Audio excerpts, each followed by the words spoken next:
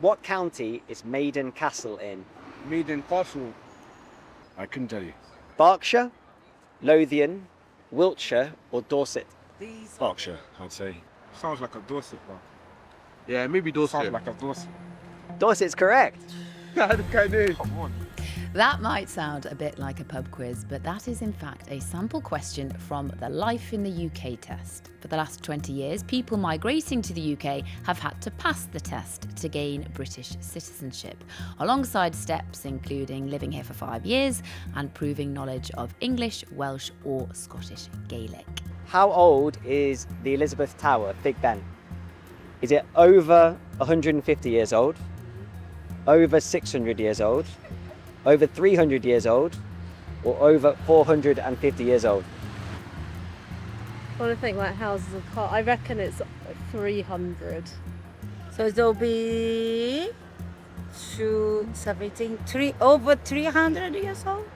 I think it's around 160, over 150. Oh God, okay, fine. Okay, because that used to be another building there. Okay, I'm sorry, I know. And at £50, the test is also a lot pricier than a pub quiz. And is it asking the right questions? It's not broad enough, it's very narrow. They're quite history-based. I'm not very good at history. Yes, it's hard. Very hard. I mean, just on the basis of the questions that you asked me, you know, there's quite a lot of sort of, I would say, modern culture and modern history that seems not to be embraced. And is a multiple choice test even the right way to measure an understanding of and commitment to the UK? It's a little bit like if we had the driving test and it was all just the theory. I'm Lucy Watson, and this is What You Need to Know. First, joining me to discuss the political context that this test was introduced in 2 decades ago and where we are now is our political editor, Robert Peston. Now, he has gamefully agreed to answer some of those questions. Now, first off, Robert, you are, of course, one of our biggest brains down at Westminster. How would you rate your general knowledge about the UK? Scale of 1 to 10? This is so scary. I don't want to tempt fate. Listen, I'm worried that when I fail this test, I'm going to be thrown out of the country. So let's You're at my mercy. I'm a very superstitious person, and I know I will jinx my chances if I say anything about whether I feel. And I definitely don't feel confident. Right, well, it's not often that we can say on ITV that Robert Peston is quaking in his boots. So I shall take full advantage. You are at my mercy, Robert. Right, this one, I'm going to go easy on you first. This is right in your wheelhouse. The British Constitution is often described as preserved, historical, unwritten, or documented. So, as you say, this is not the most challenging one you're going to ask me today. So that is unwritten. Correct. Well done. Woo! Can I stop now? It's a good start. Right, number 2. Why was Mary known as Bloody Mary? Number 1, she put her sister in the Tower of London. Number 2, she had her husband executed. Number 3, she persecuted Protestants. Number 4, she fought in numerous battles. I am. Gosh. Have to hurry you, Robert. Gosh. Oh no, I should know this. I mean, I just know her as Bloody Mary.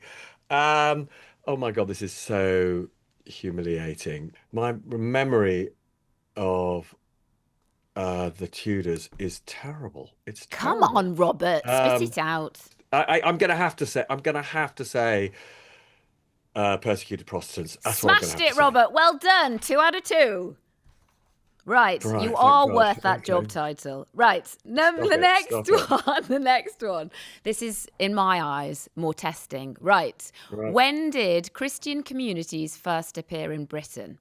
The 1st and 2nd centuries, 4th and 5th centuries, 2nd and 3rd centuries, 3rd and 4th centuries. God, this is quite a hard one. So I'm just this is a pure instinct thing. So I'm going to say 4th and 5th. Third right, and what was it? fourth was the answer. Okay, it was sort of, I was in 100 It's all right. years. You're doing well. You're doing well. Right. The last one. Where did Bronze Age people bury their dead? Round Ooh. barrows, stone circles, grave pits, or stone tombs? I'm going to say round barrows. Oh my goodness me. Well done. Another one correct. You only got one wrong. I'm impressed. Yeah, and really I'm slightly crossed about I am slightly cross about the Christian communities thing. I should have got that right. Anyway, there we go. I think And I I'm passed. guessing you don't have a handbook handy, so you haven't been learning and swatting up over. No, I definitely don't have a handbook. Actually, funnily enough, when you asked me to do it, right, I thought about buying the handbook, and then I looked online, and it's quite expensive, so I thought I'm not buying that. You just thought you'd rely on your own grey matter. I had to trust that my comprehensive school all those years ago taught me the basics, and fortunately, I think the history it taught me many years ago. I passed. Comprehensive school is good. Thank you, Highgate Word Comprehensive in North London in Crouch End. Thank you. Right, now it's not over yet. Now, so the reason we're kind of talking about this, Robert, is because it's coming up to 20 years since this test was first introduced back in 2005, and that was under Tony Blair. So at that time, can you remember what the whole political debate back then on immigration and citizenship was all about? The big shift in the debate on immigration since the New Labour years of the late 90s is that there was back then a consensus among most political leaders that immigration was good for economic growth, good for the economy. It was all part of the idea of integrating with the European Union, being part of the single market. There were, benefits to businesses from free movement of goods, but free movement of people was part of that. And there was just a sort of general idea that if you could access a larger pool of skills, that would be good for the economy. That was the consensus back then. And that, of course, has now completely changed because the debate among leading politicians now, you've got the Tory party and Reform talking about their plans to expel hundreds of thousands of people if either of those parties were to win the next election. And in the case of the government, you've got a party that's massively in favour of restricting, the numbers of people coming to this country and, throwing out criminals. And even in the case of this government, which is a big shift for Labour, throwing out those who don't make a contribution and are on benefits, not giving those people indefinite leave to remain. One of the interesting things about the government is it's not to know about Britain, it's also understand the English language better. So this government is planning to introduce a stricter English language test for those who want to come and live and work here. So all of this stuff has shifted, I suppose, more towards the view that it's important to integrate within whatever you think Britain is. And this test is obviously part of it. Well, because of this enormous shift and what you alluded to just then, do you think that this Life in the UK test, that the parties are even talking about it at all or thinking of changing it? Do you think it's more important or less so? Look, they're certainly not going to drop the Life in the UK test. Just on the basis of the questions that you asked me, I think it could be modernised a bit. If the questions you ask me are very representative, they're a sample. There's quite a lot of sort of, I would say, modern culture and modern history that seems not to be embraced in the test. So it feels to me it could be a bit richer. Rather, what you just asked me was the kind of very traditional sort of kings and queens view of British history that we've been teaching in British schools, for more than 100 years. Nothing wrong with any of that, but it does seem to me, we could have a slightly more, up-to-date set of questions. But happens because when you asked me to do this, the one thing I did do was have a look to see if any of the parties are raising this bit of the qualification for becoming a citizen. And actually, weirdly, it doesn't seem to be much in debate at the moment, although, actually, I think possibly it should be. Well, Robert, I bet you're pleased with your performance this morning. You excelled yourself, didn't you? No, Really? I'm just relieved. You have no idea how relieved I am that maybe, the government will let me stay in the country. Well, coming up, we will dig into the test and how it could evolve. But first, I would like to introduce my colleague, Lisa Gomanson. Now, you have actually done the test, Lisa. And it was you who first put the whole idea of the crazy questions and historical questions and political questions and slightly obscure questions into my mind about this test. What was it like? Well, it's a little bit like booking your driving theory test. You go on the government website, you book a day, you pay your £50, you show up to the On top of £1,700. on top of everything else, and you show up to a test center, and it's almost like the same cubicles as you would be sat in front of a computer with sort of like screens either side, so you can't cheat. There is a little book that you're supposed to buy, and that's The handbook. The handbook, yes, it's called like Life in the UK handbook, and you buy the one for the correct year that you want to do your test in, and you read the book, and it should give you sort of like all the answers that you need. Now, you didn't pass first time. You did do it twice. I did do it twice. Well, that's allowed. You pass now, and you have British citizenship. How does it feel to have passed? I mean, it's interesting because for me, I always sort of knew that I probably wanted to stay here. And with that, I agreed with myself that with that, there is a certain level of responsibility. So like, I would like to be able to vote and have an influence on my life here. And in order to do that, you have to be a citizen. I understand that if you decide to go and live in a different country, you need to prove that you're interested in that country and you have a certain understanding of the culture. And obviously that comes from history, that comes from pop culture and, all these kind of things.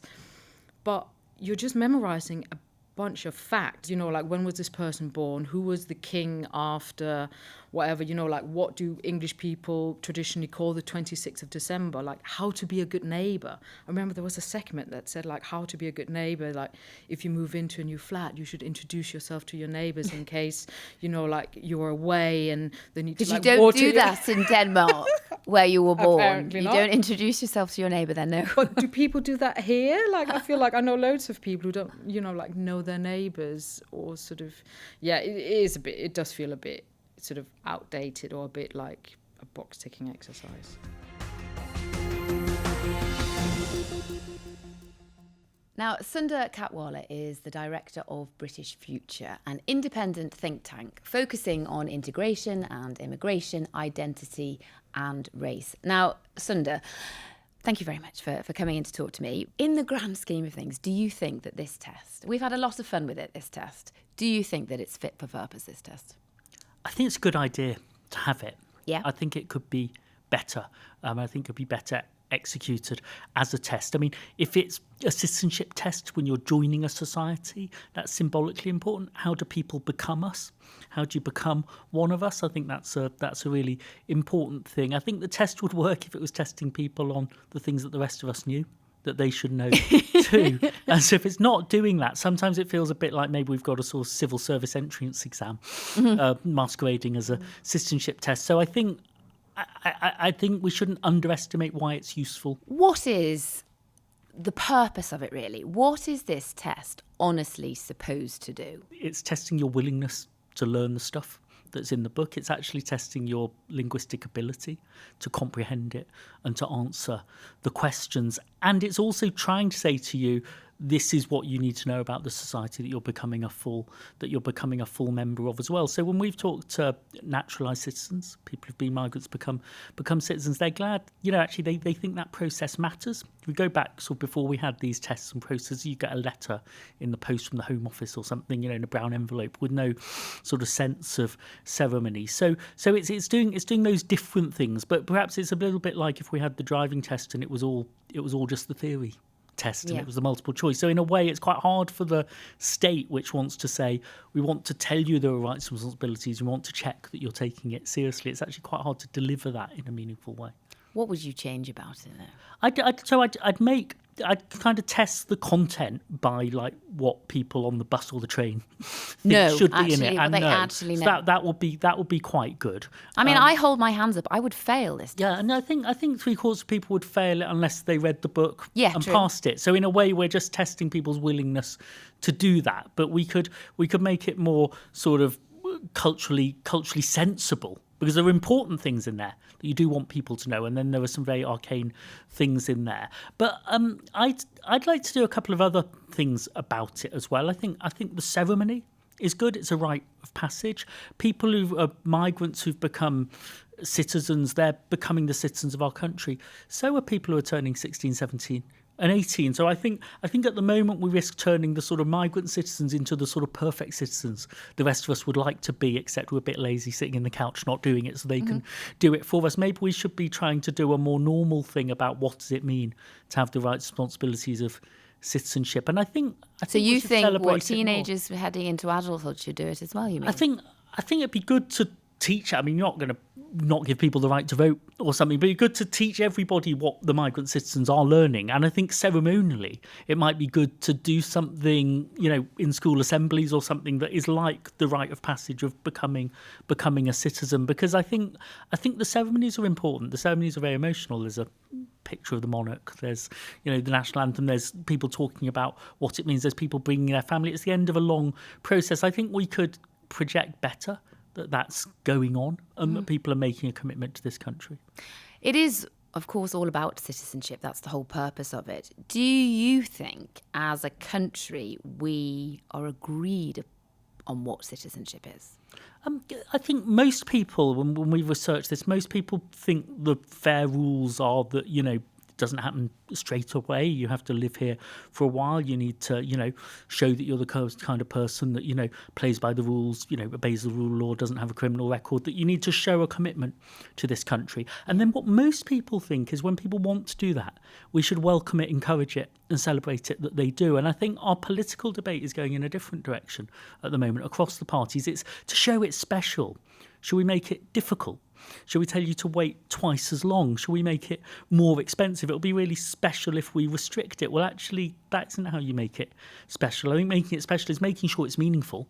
Now, you did touch then on the fact that there is a lot of division right now when it comes to attitudes on national identity and immigration. Do you think, should there be changes to this test, that it could help address that in any way? It was introduced, a couple of decades ago, I think, to try and reassure the general public that something was happening that was meaningful, that was symbolic, that was practicable. It can't really reassure the public if they don't see it and they don't know about it. So I would say make it more visible. It's very meaningful to people who are there. It's very emotional if you go along with friends and families. It's not seen about it. Once a year, I would be doing this in a very kind of splendid way at Buckingham Palace and Downing Street and Anfield Football Ground and the Millennium Stadium in Wales, and just showing people that people are making an emotional commitment to our country. I think that would help. I think what the politicians perhaps the haven't visibility realised. of someone, I suppose, committing. They've done this test. They've learned the answers to these questions. They've bought the handbook. They're invested, basically. And there's more common ground in the public on citizenship than there is on questions of immigration. So the question of immigration is how many people should we let in? What are the rules? What salaries do you want? Why do you want to come? What jobs do we need? And so on. So people can have different views about the scale, the pace, the pressures, the gains. What we're now talking about is when someone's been here a year, 3 years, 5 years, they're thinking about living here for the rest of their lives. And then most people think that's a good thing. If you're staying here, you want to become British, we should celebrate that, welcome that. Yes, there are things you have to show you can do around your language and fluency and so on. So there's actually more common ground on citizenship is a positive thing for the people we've decided to give the chance to come here to. That is a different question from what is the right level of immigration. So overall, Sunder, you would absolutely keep it, but adapt it. Yeah, and we brought together, and it was really interesting to do it. We brought together British-born citizens with naturalised citizens. We made them, do a timeline of the test. Obviously, the people that had to pass the test were better at it. And the British-born citizens were wondering if it was all a bit of a waste of time. And then they were persuaded by the new citizens that actually it was meaningful. It was good to know what people thought you should know, but actually there was a rite of passage and that it meant something. So actually our group ended up thinking, actually it's not pointless, it's purposeful, it is meaningful, and they also agreed that we shouldn't make it prohibitively expensive. We should actually do it at the cost that it actually costs, because we want to encourage people to become citizens, not to deter them. Sunder, thank you very, very much indeed for chatting me through all that. It's made me feel differently. We've been larking about with it a little bit in this podcast, having a bit of fun with the questions and the bad pub quiz idea of it. But actually it's extremely meaningful for those who take part. Thank you very much indeed. Thank you. And for more of our analysis, head to itv.com/news and follow ITV News on YouTube. Until our next quick briefing, thank you for joining us.